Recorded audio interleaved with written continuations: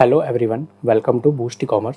आज का जो हमारा टॉपिक है अमेज़ॉन को लेकर है, जिसमें अमेज़ॉन सेफ्टी क्लेम हमारा आज का जो टॉपिक रहेगा। अमेज़ॉन में सेफ्टी क्लेम जो हम करते हैं उसके लिए कुछ बातों को आपको ध्यान रखना ज़रूरी है। अमेज़ॉन में अगर आप कोई प्रोडक्ट शिप करते हैं, प्रोडक्ट कस्टमर तक पहुँच रिटर्न आता है, उसे हम कस्टमर रिटर्न कहते हैं। कुछ प्रोडक्ट जो कस्टमर तक डिलीवर्ड नहीं होता है उसे अनडिलीवर्ड या फिर RTO रिटर्न या फिर रिटर्न फ्रॉम कुरियर रिटर्न भी कहा जाता है। सो गाइज़, जो सबसे ज़्यादा प्रॉब्लम आती है वह कस्टमर रिटर्न में आती है। कस्टमर रिटर्न में कई बार क्या होता है, जो आपको प्रोडक्ट रिसीव हो रहा है उस प्रोडक्ट में या तो आपको डैमेज मिलता है, डिफेक्टेड प्रोडक्ट मिलता है, या फिर डिफरेंट प्रोडक्ट आपको कई बार रिसीव हो जाता है, जिसमें सेलर का नुकसान होने के चांसेस काफ़ी ज़्यादा बढ़ जाते हैं। इसमें सबसे ज़्यादा जो प्रॉब्लम आती है वो सेलर को ये आती है कि जो उन्हें जो लॉस हो रहा है उसे वो रिकवर कैसे करें।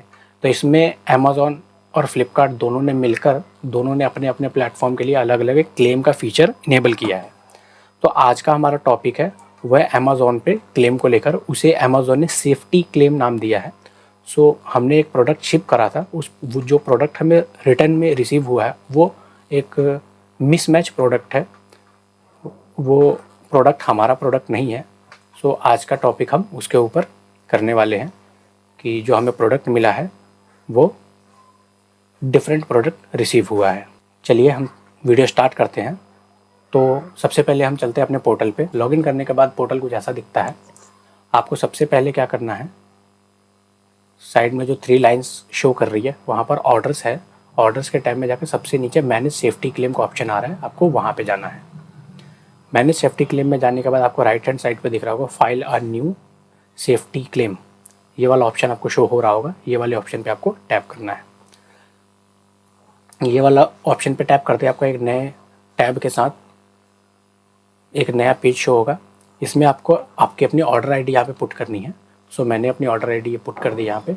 अब देखिए, आपको मैं यहाँ पे एक चीज़ शो करता हूँ कि देखिए, ये मैंने एक ऑर्डर ID पुट करी और चेक एलिजिबिलिटी चेक पर क्लिक करा तो देखिए ये रेड एरर शो कर रहा है। इसका मतलब ये ऑर्डर ID या तो रॉन्ग है या फिर ये ऑर्डर ID की जो टाइमिंग है, आप कभी भी क्लेम है 7 डेज़ के अंदर में, आप कोशिश कीजिए कि आप 7 दिन के अंदर अंदर में वो क्लेम कर दे, वरना उसके बाद कम चांसेस होते हैं। क्योंकि अमेज़ॉन का जो टाइमिंग है वो 7 डेज़, जब आपको प्रोडक्ट डिलीवर्ड हो जाता है, रिटर्न वापस मिल जाता है, उसके बाद आपके पास 7 डेज़ का टाइम होता है। 7 डेज़ में आप प्रोडक्ट को रिटर्न जो आपको आया है उस प्रोडक्ट के लिए आपको क्लेम डाला है तो डालिए।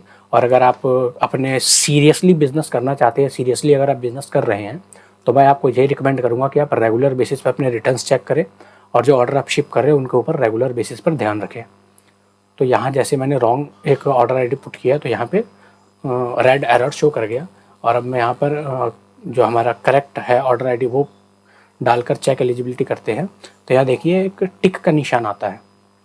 टिक के निशान आने के बाद नीचे जो आता है कि ये ऑर्डर ID हमें शो कर गया और जो हमारा जो प्रोडक्ट है उसकी ऑर्डर ID एलिजिबल है ये अभी, क्योंकि टाइमिंग लॉस नहीं हुआ है जो हमारा टाइमिंग था। तो ये आपका प्रोडक्ट यहाँ शो हो जाएगा जो आपने ऑर्डर ID डाला। अगर आपको क्लेम याद है, ध्यान है, तो यही वाला प्रोडक्ट होगा।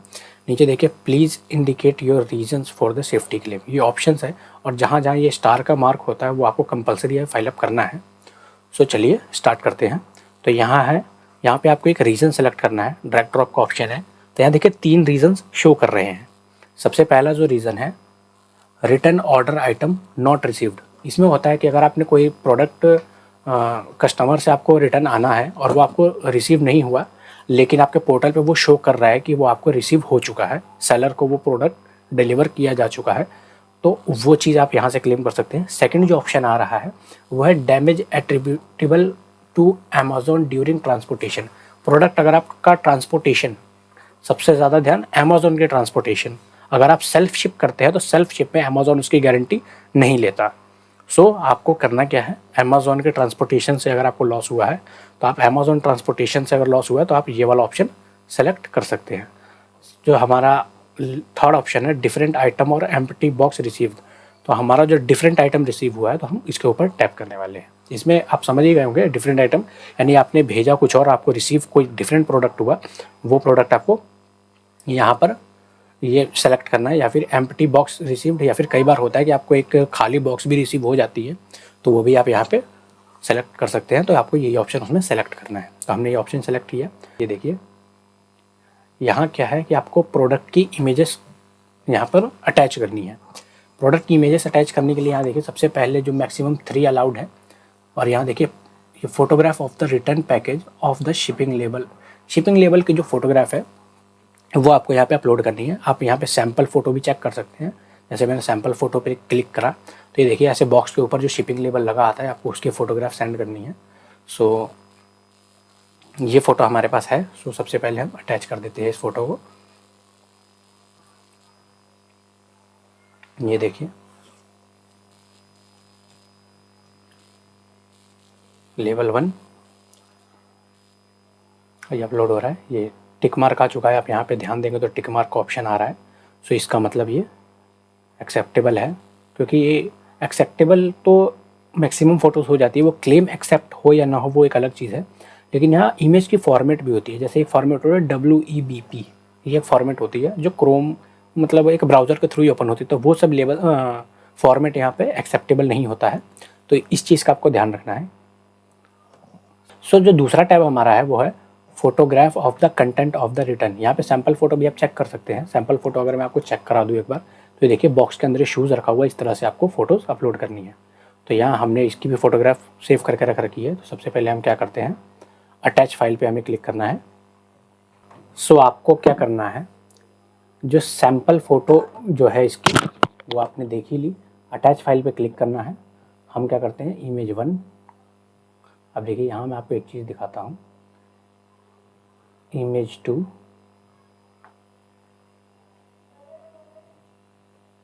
इमेज 3। यहाँ मैंने 3 फोटोग्राफ अपलोड करी।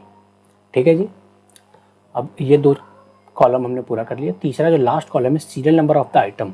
सीरियल नंबर होता है अमेज़ॉन पर, खासकर आप प्रोडक्ट सेल करते हैं तो सीरियल नंबर आपको शो करना होता है, या फिर एक आप कह लो बार कोड हो गया, या फिर एक जो लेबल हो गया ना प्रोडक्ट का, जो लेबल होता है जहाँ के ऊपर बार कोड होता है, प्राइसिंग टैग्स वगैरह शो होते हैं।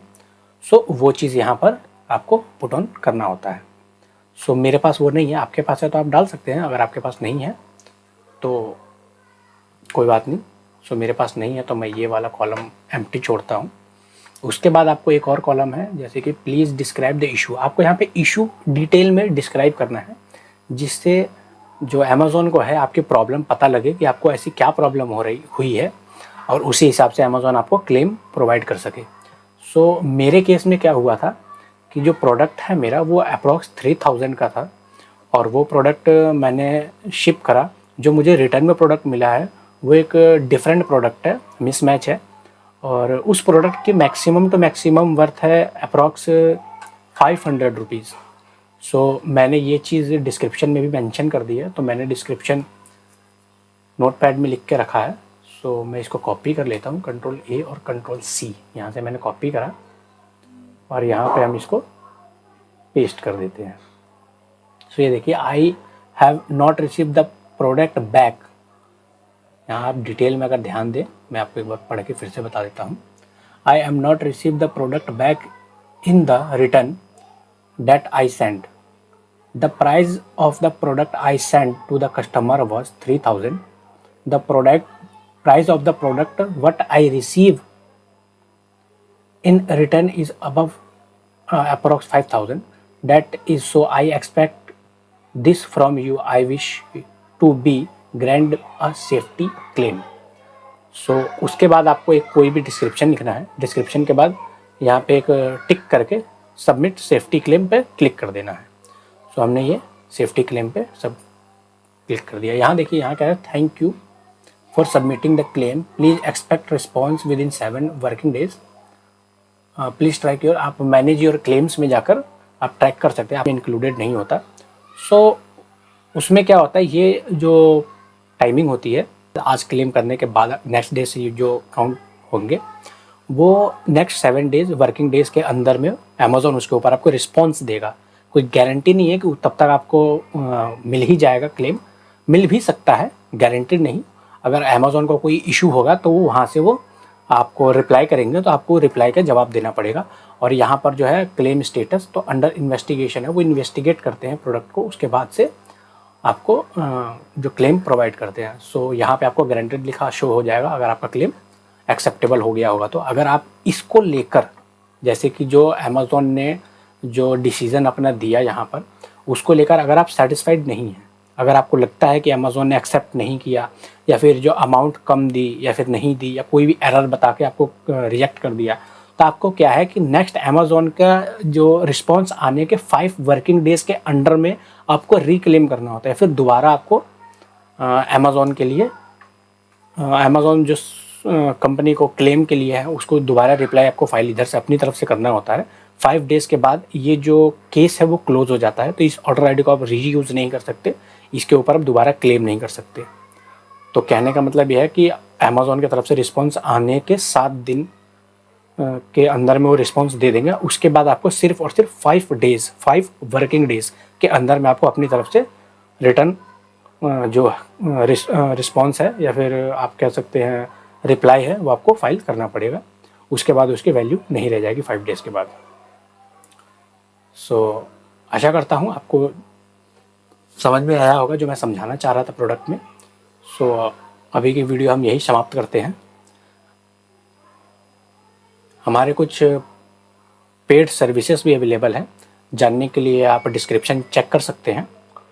वीडियोस और भी इससे रिलेटेड आपको मिलती रहेगी, यूनिक टॉपिक्स पर भी मिलेंगे। लेकिन अभी जो प्रॉब्लम्स मेरे सेलर्स फेस कर रहे हैं मैं उसके ऊपर ज़्यादा आपको कॉन्सेंट्रेट करने की कोशिश कर रहा हूँ। सो उम्मीद करता हूँ कि आपको वीडियो पसंद आई होगी और जो चीज़ मैं समझाना चाह रहा हूँ वो चीज़ आपको समझ में आई होगी। सो सबसे ज़्यादा आप वीडियो को लाइक कर सकते हैं, चैनल को सब्सक्राइब कर सकते हैं। कोई क्वेश्चन हो तो आप कमेंट कर सकते हैं, हम कमेंट रीड करते हैं और उसका रिप्लाई भी ज़रूर फाइल करेंगे। सो अगर आप डिस्क्रिप्शन भी चेक कीजिए, अगर आपको कोई पेड सर्विसेज के बारे में जानना है या फिर कोई पेड सर्विसेज लेनी है तो आप डिस्क्रिप्शन चेक कर सकते हैं। सो अभी के लिए वीडियो यहीं समाप्त करते हैं, मिलते हैं नेक्स्ट वीडियो में। जय हिंद, वंदे मातरम।